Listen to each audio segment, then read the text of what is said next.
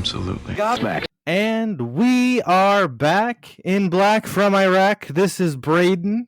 I'm joined by none other than the great Logan. He's a magician now. I am. How are you doing today? I was always a magician. You just never knew. You know the meme, it always was? Yeah, that Yes. applies here. Wow. It's been a few years. No, it's been, what, a month, maybe? Mm-hmm. Since we've recorded. What a journey, huh?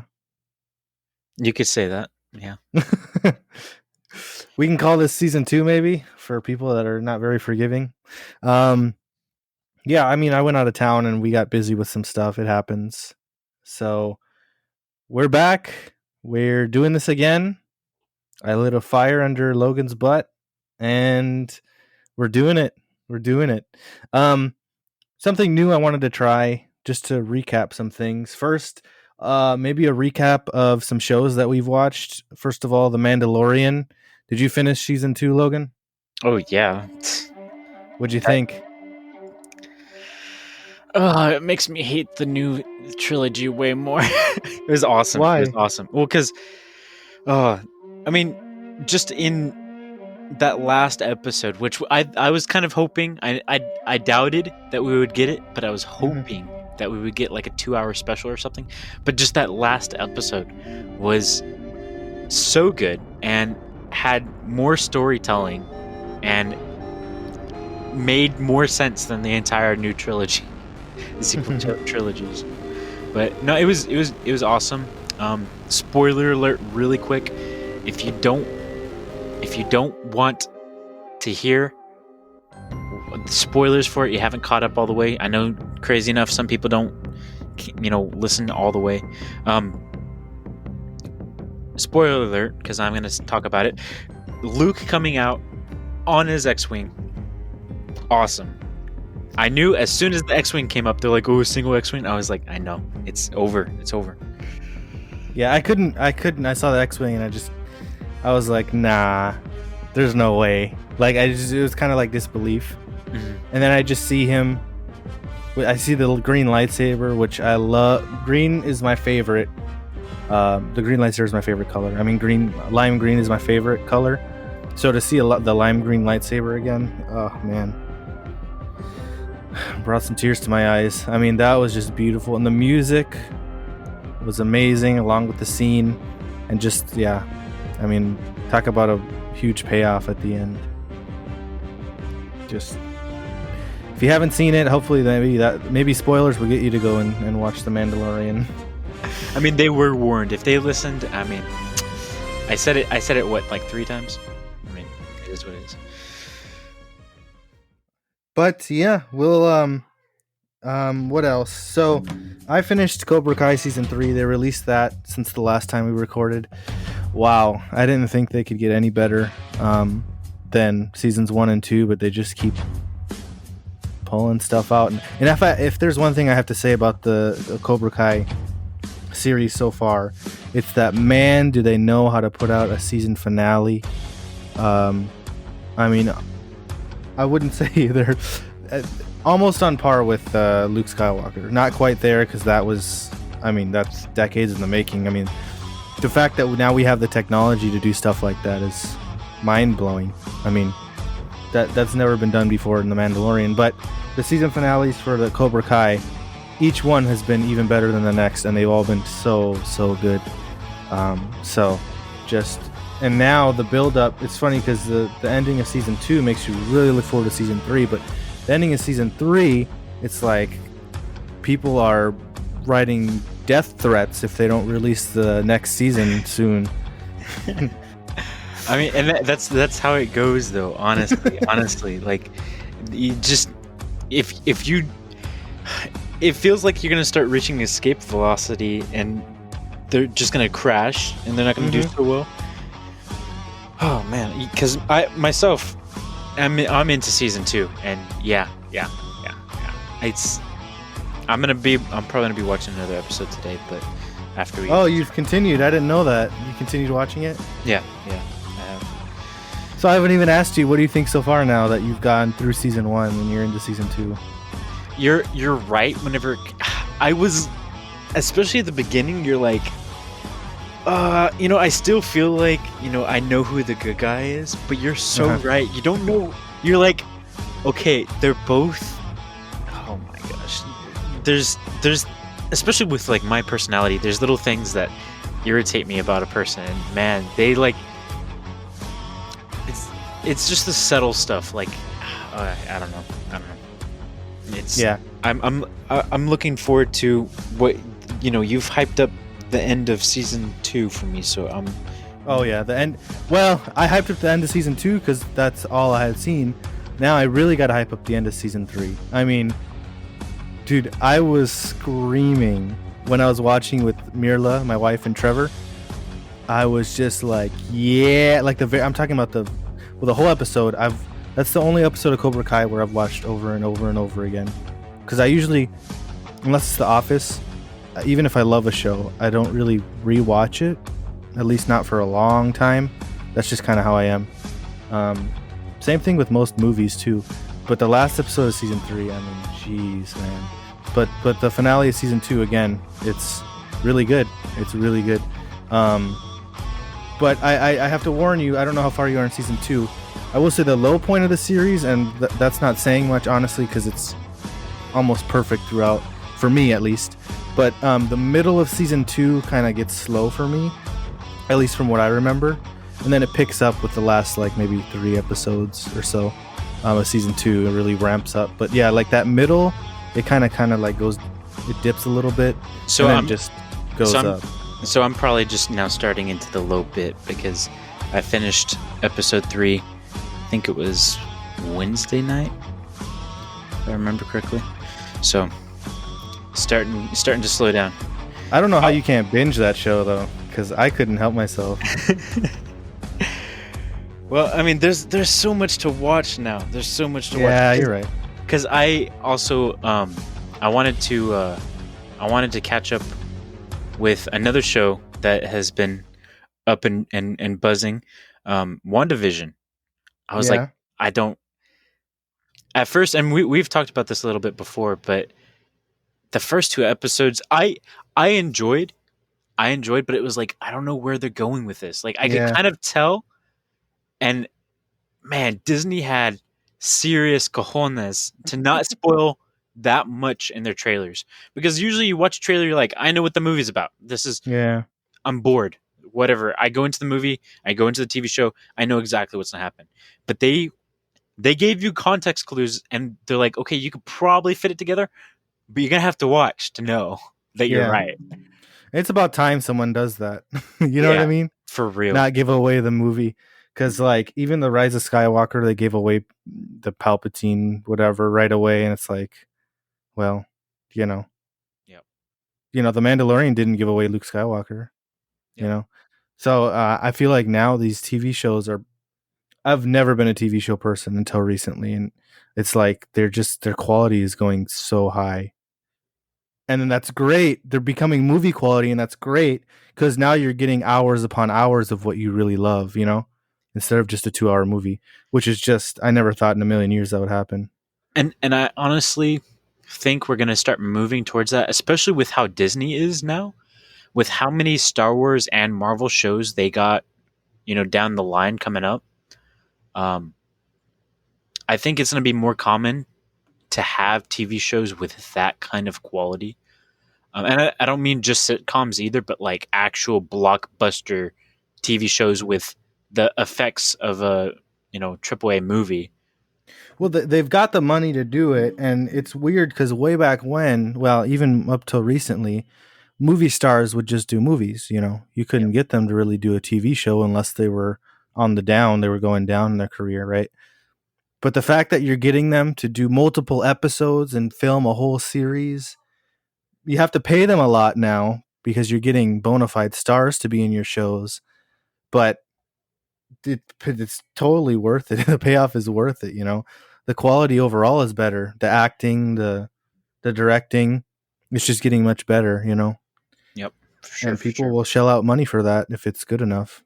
Oh yeah. And Disney, I mean, I remember when Disney Plus came out, and not to say that well, no, I'm gonna say it. If you enjoy Star Wars, if you enjoy Marvel, if you enjoy Pixar, get Disney Plus. If you haven't Yep. yet, just do it. Just do it. It's honestly, I remember whenever it first came out, and everybody was like, "This is stupid. Why would we do this?" Now I understand. Right, right. Well, yeah, I wouldn't necessarily recommend it when it first came out, right? But Right. now that there's more content, now it's worth it. Oh yeah. Oh yeah. So we talked about Mandalorian, we talked about Cobra Kai. You still haven't finished yet, so I can't really Spoil. talk about it. There's just because they've added so much lore to it. I mean, there's 3 Karate Kid movies, right? Well, technically there's 4 of them, with the girl in the third one. So there's a lot to go off of, and they don't just base it on the first movie, which was really the only good one. But they make the movies better, all of them, and so they go into it. I think honestly, you will love season 3 the most, just knowing the kind of person you are. Um, and I won't tell you why, but I think that you'll resonate with that more. Um, but yeah, I'll go watch those 2 shows, and then WandaVision. I did want to talk about it really quick because you mentioned it already. Season 5 or episode 5 actually came out yesterday, based on when we're recording this. So today's Saturday. I have not seen episode 5 yet. I'm gonna watch it tonight with my wife because that's one of the shows that we watch together. But my opinion, I loved the first 3 episodes. Everyone says it's slow, they don't like it. I get why. Part of my problem is people today have so little patience and such short attention span. But also, I kind of knew and I had an idea of what they were going to be doing. So I just kind of soaked it in and enjoyed it. And I love the homages that they did to old shows that people never really watched. Not people today haven't really seen before. I love the 50s style, 60s, 70s. I love all of that, the nostalgia and everything. So I love that they did that and paid homage to it while also feeding you bits and pieces of what's really going on and creating a slow burn of a masterpiece, you know? So, Yeah. but episode 4 obviously is more Marvel movie-ish type, and that's what really hooked a lot of people that stayed along for the ride. But I scoff at people who gave up after the first episode or 2. Yep. Yep. Me too. Because I mean, if you watch the Dick Van Dyke Show, Mm-hmm. episode 1 feels like they just changed the 2 main characters, and that's it. I mean, it feels like they just ripped it out of the 50s, and Yeah. and they had a little bit of awkwardness, and they had a little bit of like, this isn't totally okay. Like, we're here, but that doesn't make it where we're supposed to be. Yeah. But episode 5, episode 4 makes it understandable. Episode 5 gets your emotions involved. Is all I'll say. It gets your emotions involved and gets you thinking. I unfortunately, people were putting out spoilers before the episode had come out on Instagram, which is really one of the reasons why I don't want it anymore, Instagram, because I didn't expect to get it spoiled. You expect movies, but TV shows with the episodes haven't come out yet. I didn't expect it, so I got the ending spoiled. I kind of expected it though. I did kind of expect it, but still looking forward to it because I don't know. Besides the spoiler, I don't know what goes on in the episode. Okay, so real quick, let me make sure you know. So let me see what the spoiler was. Did it have anything to do with a blur? Is all I'll say. The only spoiler I saw was the appearance of a character. Okay, yeah, that's cool. Okay, all right, never mind then. All right, cool, never mind. Well, yes, there is a character in that TV show. Oh, okay. Makes sense. All right. So, enough of that. We talked about the TV shows, updated everyone on where we're at with our TV watching. I think 15 minutes is long enough. Let's go into the main event. We are talking about one of my favorite movies. I'm very nostalgic to it. The best way I can describe it to someone is, if I'm not going to get into like the story, is it is one of the most quote worthy or quotable movies I've ever seen, and it's up there with like Napoleon Dynamite. As far as like quotes that people continue to say over and over again, I hear it all the time, and I can be like, yeah, I get that reference. Yeah. It's one of those movies, The Princess Bride, classic 80s movie, another classic 80s movie we're covering, 1987. It's a swashbuckling adventure romance comedy. It has a good amount of each one of those elements, right? Um, it has some really funny scenes. It's got some uh, really good romance. Sappy, yeah, but it's not oversaturated, with romance. I mean, it's just part of the story. And some really great action, in my opinion. I will say that the sword play scene, the sword fighting scene, I guess it's in the middle of the movie. As a kid, I had like a DVD player, and then I had it on DVD. I would go and watch that scene over and over again 10, 20, 30 times, not even joking. I love swordplay and fencing. Mm-hmm. I love Zorro. That's one of my favorite movies just because of the stunts and the swordplay. Princess Bride, of course. Honestly, what really got me hooked on Star Wars was the lightsaber fights. And then, once you see them and time passes on, you get into the rest of the lore. But what really hooked me at first was the sword fighting or the lightsaber fighting. I just thought it was so cool. Like, it's so unique and everything. And one of the reasons why I never really liked Star Trek as much, because it didn't have that element. Yeah. So, yeah. I mean, what about you, Logan? You seen it? How many times have you seen it? You like it? The Princess Bride, dude. Like you said, it's comparable to Napoleon Dynamite and Nacho Libre. In my Yeah. opinion, is another big one. Yeah, you're right. Where those three, it's like they're not really. I don't know how to put them. Like, they're not meant to be taken as a serious film, but then they also have such not realistic, but there's got to be a term for it. You have this like a sense of like this is possible, reasonable. I don't know. But Princess Bride, I've seen it probably just as many times as you have. Um, Mm-hmm. my dad and my mom loved this movie. It came out whenever they were younger, before they Right. had kids. Before time. Before time. And so it's one of those movies that just, man, it is just so much fun. It's so much fun. Just throughout the whole thing, like, if you like sword fighting, it's for you. If you enjoy cracky, witty jokes, it's for you. Mm-hmm. If you enjoy like just excellent wordplay, like how they Yeah. run off of each other, it's Yeah. Great chemistry. mhm. I think it's one of those like what I call accidental masterpieces where I don't think they really like it's not like one of those movies where they're trying to win an Oscar, you know what I mean? Mhm. But when you look back after so many years, it's like this movie was so much better than a lot of those award-winning movies. It resonates more with people. It lasts. It holds up. So it's like, it's it's one of those movies that it doesn't take itself too seriously, so it's just it's enjoyable. It's easygoing. It's, you know what I mean? Like, it's something you can just sit back and chill and watch and feel good about yourself. Get that warm fuzzy feeling. It's one of those movies. So,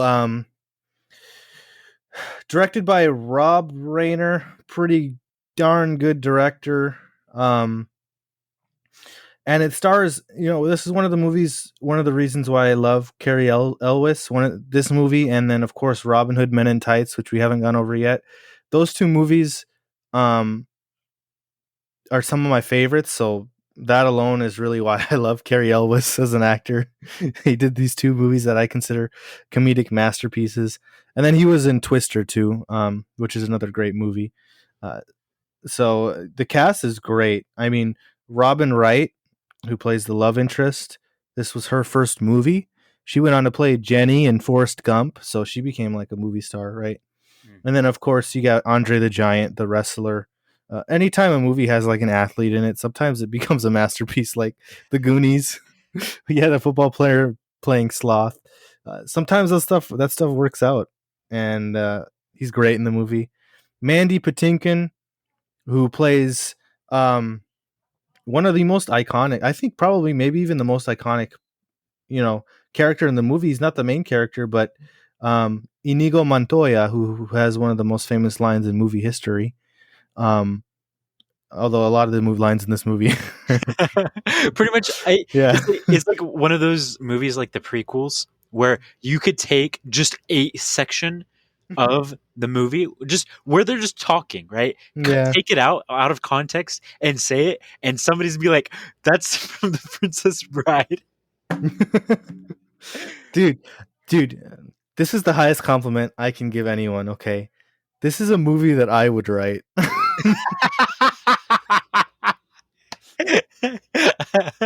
And I know it's based off a book, but like the actual script, the screenplay, this is something. Just the wit and the wordplay, like you mentioned, and the sarcasm. Ugh, yep. That's the thing about this movie is it's oozing sarcasm. Yeah, You don't get a lot of movies like that. You really don't get a lot of movies like that where they're just that pull it so off sarcastic. either. You're right. You're right. You have to have the right cast and the right lines. You know what I read somewhere, and I'm looking at it right now, and it's actually like a really good way to describe it. I never thought, but it was Shrek before Shrek. That makes so much sense. That does actually make a lot of sense. That's pretty good. I've never thought of that. That blew my mind. I know. That blows my mind too. Oh man, that's cool. But yeah, if you love Shrek, I mean, you can't not love this movie. So yeah, great movie, great cast. So Wallace Shawn plays Fezzik, or not Fezzik, sorry. Who's he play again? He plays Destiny. yeah, because Fezzik is Andre the Giant. I get the names confused sometimes, but he's like only in the first half of the movie, but like this this is his most iconic role, and he's been in a lot of good movies like Toy Story and whatnot, but like there's just every character in this movie is fantastic in their own right, It's funny because it's one of those movies where the villains are blah, but that works because the main characters are so fun. Like they clash so well, you know what I mean? Mm-hmm. Mm-hmm. That's something too. Like in a lot of movies where the bad guys are like trying to be conniving and crap, they're always opposing each other. But in this one, they had this little scene where they cared about each other, but it was so sarcastic. It's funny, and like you said, it's blah. But I can't explain it. I can't. Couldn't continue. This movie is very hard to explain, so you really have to watch it. There's really not much like it. I mean, maybe Shrek probably had some inspiration off of it. But let's go into some fun facts here. I think this will get the conversation going. Obviously, when it comes to casting a movie, we talk about this every movie we cover. There were other actors up for the role. So here's one that almost happened. Okay. This is an alternate universe. We've talked about this like with Jurassic Park, where this is literally alternate universe cast that almost happened. Okay. Because this movie was in development hell for a while. So it took a while to make. It's based off a book, The Princess Bride, right? So the cast it was going to be directed by Robert Redford, who I do love his movies, the ones he directs. I think he's one of my favorite directors, even though he's one of those actor directors. It was going to star Colin Firth as Wesley, Danny DeVito as Vicini, which I can see, Sting as Humperdinck, Sting from The Police, Uh-huh. and Arnold Schwarzenegger as Fezzik. And I don't know, I can kind of see that playing kind of the big dunce kind of guy, Uh-huh. like the lovable giant kind of deal. That's really what he is. I But yeah, I kind of I want that to be a movie because I think it'll be brilliant, but in a different way. yeah, I hmm don't think it'll be The Princess Bride, but it would be a good movie. yeah. Maybe the bride's princess. That's a good idea. That's a good Yeah, idea. that's I a mean weird movie. I mean, Warner Brothers hit us up. We can make that happen. Um, no, yeah, like you said, alternate universe. It wouldn't be the Bride, and I really like the Princess Bride. So, And the next fun fact here is a little one, but I do want to mention that the man in black, who's Wesley, the main character, he has this outfit where he's all in black, and it's basically like a Zorro kind. It's like Zorro without the cape. That's the best way to describe the outfit. And those are two of my favorite outfits in movie history because it's almost like it's not a superhero costume. It's more realistic, right? mhm. But originally he wasn't going to have that mask. That was kind of last minute, that scarf mask thing. That's fairly iconic because he rolls down the hill and then it comes off. And before he was just not going to have the mask, and then they decided that something was obviously missing. Yeah. That mask helps tell the story. Obviously, because she didn't recognize him until the mask came off. Now Andre the Giant, he does something back then that I think is genius and easier to do nowadays. But if you have trouble learning your lines, I don't know if anyone's in theater and movies, what he did to learn his lines, he would walk around in headphones and listen to the tape of the lines over and over again to memorize them, which is pretty cool. Well, let me jump in there real quick. Mhm. Talking about Andre the Giant, this was something that I found was really sweet because everybody who knew Andre really liked him, especially in this Right. movie. The cast had like a special relationship with him. Um, in fact, he was interviewed and they asked him what his favorite thing about making the movie was, and he said, without skipping a beat, as it's put, "Nobody looks at me," because he felt treated as an equal without people staring at him because of his height. And I found that really sweet. I found that really sweet because further you could tell their relationship. One other thing was when Robin Wright got cold because they were, filming some scenes outside and it gets cold up in the mountains. Andre actually kept her warm by putting his hand on top of her head because because his hand is gigantic. He just covered her head. It just kept her warm, which uh, small things like that, and that's been said in a couple of interviews I've seen as well, where she always remembers that, like that was something like Andre did for her. Yeah, that's cool. I think everyone has a really good memory of Andre the Giant, um, who passed away unfortunately far too early. And he passed away in January 27, 1993. Uh, so he was pretty young. He was 46 years old. He had congestive heart failure because his size. He was a really big guy, very tall and very, he had a lot of mass to him. So that's really unfortunate. Another person we lost really young, but he left a mark on everyone that he worked with, obviously. Um, so that he just that's another great thing about the movie is that adds to the legacy is the legacy of some of these actors, like Andre the Giant. Now Mandy Patinkin, who plays Inigo Montoya, he actually had a really good, deep personal connection to his character because his father, his main goal in the movie is that at least towards the the beginning, you find out his goal is to find the person who killed his father, the six-fingered man, and once he finds him, he was going to kill him. He was going to defeat him in a duel and kill him to revenge his father's death. So his story was all about vengeance. Very likable character, but that's really what drove him to get where he was. But he imagined that the six-fingered man that's in the movie was basically, represented death that took his father, who actually died in 1972. So it was quite a while before then. And he used that as his drive, as his, motivation for the character. So he was a really good choice. And obviously, I'd say, in my opinion, he's the most iconic character in the movie.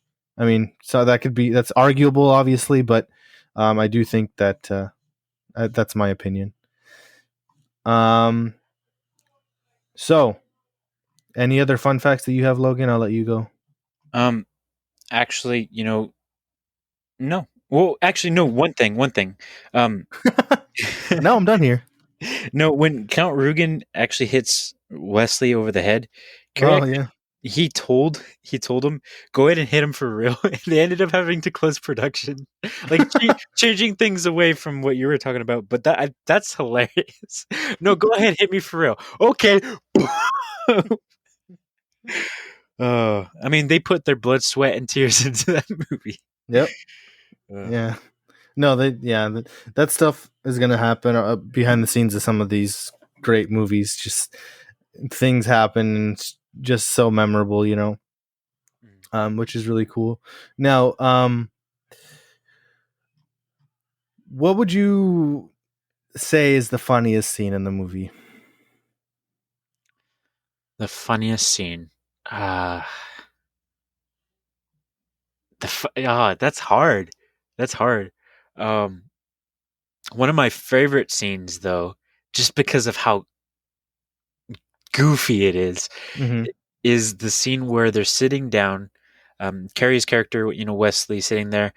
Buttercup is all tied up, and he's gonna duel the mind with Crystal's character, if I'm not mistaken, right? No, it's Wallace Shawn's character. Oh, that's right. Vicini. And there he puts poison in two gauntlets, and they have to decide which one is he. Vicini has to decide which one has the poison in it, because he didn't see which one was put in. And he's an idiot. And so you could tell the entire time he's just trying to come up with a plan. Even though his arguments made sense, they were just super stupid. And Wesley wasn't having any of it. And then in the end, him dying anyways just made it so much better. Just so much better. But all of it is just one big funny scene. Yeah. So that's a good one. I mean, there's probably quite a few that you could pick and choose from, but one of the most famous, as far as hilarious, is, you mentioned Billy Crystal. He is in the movie. He has like a cameo, where it's him and his wife in the movie, and he's Miracle Max. Okay, so Wesley is dead, apparently, from a torture device, and so Fezzik and Inigo have to go take him to Miracle Max to see if they can revive him. And this whole scene by Billy Crystal is improvised, because he's one of the great improvisers of all time. And apparently this scene was so funny, the performance, that Mandy Patinkin got a bruised rib from holding in his laughter. Because they don't record it just. I mean, it is the first time you record it. It's fresh, and you don't know what to expect. Well, and it's funny because you can actually catch him trying to hold in laughter when Billy Crystal says, "This is noble, sir." You can kind of see if you watch the scene again. But yeah, that's hilarious. And then the director of the movie laughed so hard that he felt physically ill. So he got nauseous because of how funny it was. Yeah, I heard he had to leave his director's chair. Oh, that's funny. That's Imagine making people laugh that hard in a performance. I mean, that's wow. I mean, that's whenever you know, look, no matter what this movie, even if we don't do great next year, whenever it releases and everything after the Mhm. editing is done, people are going to enjoy this movie. People are going to enjoy this movie. Well, and it was a great experience, right? People enjoyed making it too. I mean, yeah, they had something going here. That's definitely a key, though. You have to have a good experience making it, Yeah. otherwise, no. Well, that's like with some of the actors from the third Spider-Man movie, Spider-Man 3, saying that they did not enjoy that experience. It just wasn't, the same. And it kind of shows in the end product that it wasn't up to snuff compared to the other two movies, For sure, for sure. So Kareem Abdul-Jabbar, the basketball player, he's in the movie Airplane. He was also up for the role of Fezzik. And then some other actors. Well, as far as Buttercup, Princess Buttercup, that was obviously one of the big roles that a lot of actresses wanted to get. So Courtney Cox from Friends, Meg Ryan, and Uma Thurman all auditioned, but they were all rejected. And this was before they were all famous. So these are just some of the handful of the many people that auditioned that eventually ended up famous in other ways, right? So I thought that was interesting just to read about how different it could be with different actors and actresses. Did you know that they remade this movie? No, I did not. Okay. They touched perfection. Disclaimer, they did remake it, but it's a little different. Okay, so let me explain what I mean by that. They remade this movie in 2020 during COVID. Now, they didn't actually. So what they did was it was a multi-part series where different actors and actresses filmed scenes from their location, their homes, during quarantine, and they put it together into a movie. That means that, and there's like 8 or 9 different actors for each role. So it wasn't the same actor for each role. So they just threw together like a remake, like a home video style remake. And it's to see different actors play the different characters. And I'm talking about famous, like in one scene where Inigo's explaining to him about the five finger. It's explaining to Wesley about the five finger man and his journey and his quest. Jack Black plays Wesley, and and it's funny because Inigo is being played by I believe it was is it Diego? No, who was it? The Hispanic. I'm blanking on his name, but it's a Hispanic guy from Rogue One. He's playing Inigo. Is it Diego Luna? Is that his name? There's so many different actors. Yeah, it's Diego Luna. He's playing him, and he hands him the sword. Remember in the movie, he hands him the sword to look at. Mm-hmm. But they're not actually together. They're just like doing their own scenes by themselves, their own lines, and then they put it together in editing. So he hands him the sword, and I forget what he has. He has like a plastic sword. But then when it cuts to Jack Black, he reaches out and he grabs like Kylo Ren's lightsaber. It's like one of those plastic lightsabers. It's just that's how homemade it was, and it's actually pretty funny. You can see some of the scenes on YouTube, but they made it for, I believe it was called Quibi. I think that's the streaming service that I think is being shut down. I think it went bankrupt. But that's what they made. That's where you can find it if you want to watch it. But I forgot how many episodes there were because they cut them up into like 20, 30-minute episodes. There's a few, but it's just funny to see. Like, it's not a remake. It's like a just fun little thing people did during quarantine when they didn't have any movies to make. I mean, with a cast like they had, though, I'm looking at it. I found it. Chris Pine, Rainn Wilson. I mean, are you kidding me? Adam Sandler, Diego Luna. I mean, this would be an interesting show. So if they were to remake the movie today with a different cast, during that gauntlet, the Battle of Wits is what the scene's called. You know, the scene that you mentioned you thought was the funniest. They got the perfect person to play, if they were to remake it, to play Vicini. They got Patton Oswalt. I don't know if you know. Do you know who that is? He's No. the. You have to look him up. If you see his face, you'll recognize him. But he plays the. If you'll recognize his voice in Ratatouille. He plays the rat. Um, but he does a really good. Obviously, it's not as good, but he would be perfect if they were to remake it again. So they had some really good gems in the movie. I mean, Diego Luna was acting like this was the scene of the role of a lifetime. Like he's been wanting to do this since he was a kid. I mean, growing up with this movie, who wouldn't want to like be Yeah, part of it? I mean, that's funny. That's funny. but yeah, I thought that was funny that they did that instead of messing with perfection and remaking it. This is, look, I in my opinion, I always have loved remakes because I don't compare them to the past movies. I just like seeing a different perspective or a different twist or turn on movies and seeing. I love those fan casting ideas where you have different actors, modern day actors playing roles that were played by different people in the past.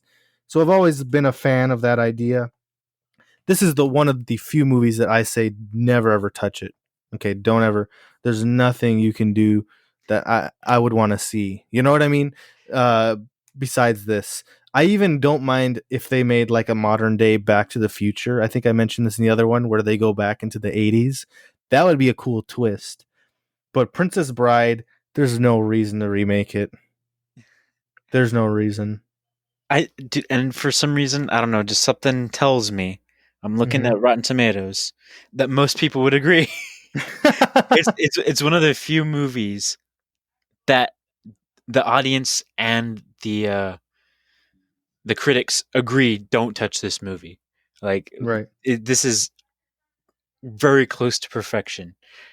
There's nothing that you need to do. Don't touch it, what. Don't try to fix what ain't broke. Right. Right. Yeah. So yeah, you just can't do that. I mean, if they announced a remake, I would be upset, and I'd have to see the trailer to see if I wanted to see it. I might just see it just the heck of it, but it's not something that I would look forward to seeing. So yeah. Do you have any other fun facts? I mean, there's so much history behind the scenes of the movie. We're not going to get into everything. There's a lot of little tidbits and things like that. Just wanted to do an episode on this movie because how much I loved it and love it and think it's amazing. And I don't think it could ever be something like this could ever be replicated. Well, I was just gonna bring out, and I agree with you. Nothing can. It's its own genre. It just fits into so many things. As it was described before, it's like 5 different films in one. You can't pin it to one type of movie. I guess the closest thing to it would be Spaceballs, maybe. And Spaceballs is enjoyable, but I wouldn't say Spaceballs is near perfection though. no. And I wouldn't. That one's more satire and comedy focused than it is an actual focused standalone tale like Right, action right. movie either. Because The Princess Bride, you could take away the comedy and it still has a good story and good story elements throughout. You could take the satire out and just have it a comedy, and it would still work together very well. There's bits and pieces you could swap out where it would still be a good film, but the fact that you put it all together and it works so well that I don't think any other movie could hold that magic. Uh, but yeah, Yeah. No, and I agree with you. It's just, but I'm glad there's movies like this where you could never replicate it because, yep. that's why we go to the movies, eh? Yep. But yeah. So we want to start planning ahead a little bit, maybe gives people something to look forward to. And our idea was that we were going to take turns picking movies. Usually I'd just throw something at Logan, see if he's seen it and if he likes it, and then we do an episode on it, right? I wanted to see if Logan had an idea of what he wanted to do next week. Did you mention it? I don't remember if you told me. I thought I did mention it, but you asking me now, I'm forgetting. I Well, remember. look forward to that, everyone. That'll be a good one. I should have written it down. Dang it. No. Because we talked about The Princess Bride. Mm-hmm. We haven't actually talked about Nacho Libre. That's another interesting, funny one. And to keep the ball rolling with something, is another positive episode. What do you think? Yeah, I mean, sure, let's do it. Just remind me. Okay. Yeah, no. Yeah, and we need to... We need to start doing... We can do Nacho Libre. We can start doing Robin Hood Men in Tights, because I think... Yeah, that we did talk about that. Yeah, we got to do that, too, because Carrie Elwes is in that one, too, and it's another classic, and it goes hand in hand with everything. Spaceballs, too. I mean, they all kind of connect, so... Definitely gonna do those ones within the next few episodes, so just something for you guys to look forward to, you listeners, all 5 of you. But no, I'm kidding, we have 5.5. Wait. I would have given you 6, but 5.5. How do you quiet? Well, like I said before, one of you that's listening does not have working legs. I just know it.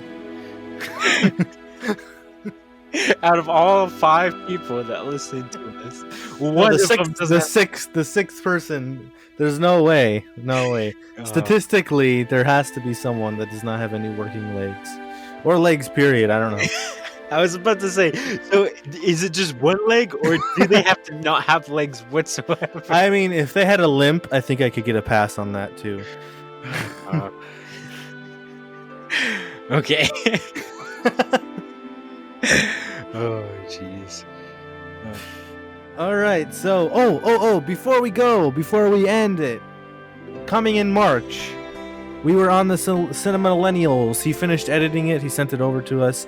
Still haven't listened to it, but that's going to be coming up real fast because it's already February.